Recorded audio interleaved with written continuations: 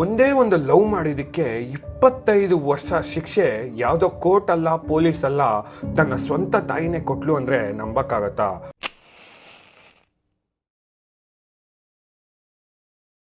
ಯಾಕಂದ್ರೆ ಈ ಫೋಟೋದಲ್ಲಿ ಕಾಣಿಸ್ತಿದಾರಲ್ಲ, ಇವ್ರ ಹೆಸರು ಬ್ಯಾಲೆನ್ಶಿ ಮುನಿಯೂರ್ ಅಂತ.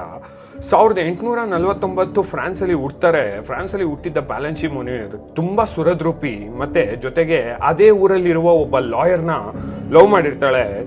ಲವ್ ಮಾಡಾದ್ಮೇಲೆ ಅವ್ರ ತಾಯಿಗೆ ತಿಳಿಸ್ತಾರೆ ಈ ತರ ಒಬ್ಬ ಲಾಯರ್ನ ಲವ್ ಮಾಡಿದೀನಿ ಅಂತ.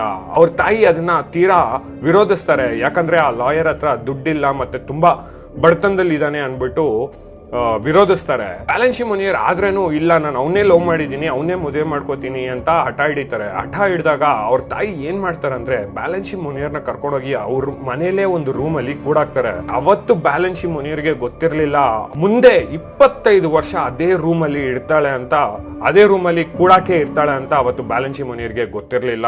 ಕಿಟಕಿಗಳೆಲ್ಲ ಮುಚ್ಚಿ ಅದಕ್ಕೆ ಆಣಿ ಹೊಡೆದಿ ಗಾಳಿ ಬೆಳಕು ಏನೂ ಬರ್ದಿರಂಗ್ ಮಾಡ್ಬಿಟ್ಟು ಬ್ಯಾಲೆನ್ಶಿ ಮುನಿಯರ್ಗೆ ಯಾವಾಗ್ಲೋ ಒಂದ್ಸಲಿ ಊಟ ಕೊಟ್ಟು 25 ವರ್ಷ ಒಂದೇ ರೂಮಲ್ಲಿ ಕೂಡಾಕ್ಬಿಟ್ಟು ಇಟ್ಟಿರ್ತಾರೆ.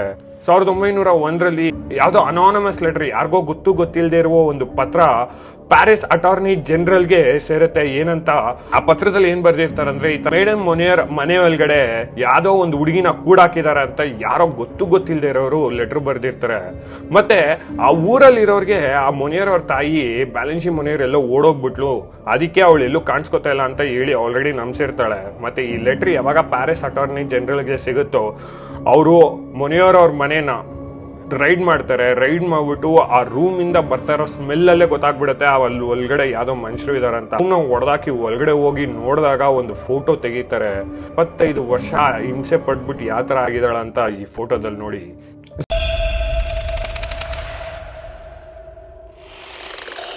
1901ರಲ್ಲಿ ಯಾವಾಗ ಬ್ಯಾಲೆನ್ಶಿ ಮುನಿಯರ್ನ ಅಟರ್ನಿಟಿ ಜನರಲ್ ಕಾಪಾಡ್ತಾರೋ ಅವಳನ್ನ ಎತ್ಕೊಂಡು ಮತ್ತೆ ಮುನಿಯರ್ ಅವರ ತಾಯಿನ ಅರೆಸ್ಟ್ ಮಾಡ್ತಾರೆ, ಮತ್ತೆ ಅವ್ರ ತಮ್ಮನ್ನೂ ಅರೆಸ್ಟ್ ಮಾಡ್ತಾರೆ. ಸ್ವಲ್ಪ ದಿನ ಆದ್ಮೇಲೆ ಆ ಅರೆಸ್ಟ್ ಅಲ್ಲೇ ಇದ್ದ ಮುನಿಯರ್ ಅವ್ರ ತಾಯಿ ವಯಸ್ಸಾಗಿರುತ್ತೆ, ತೀರೋಗ್ಬಿಡ್ತಾರೆ.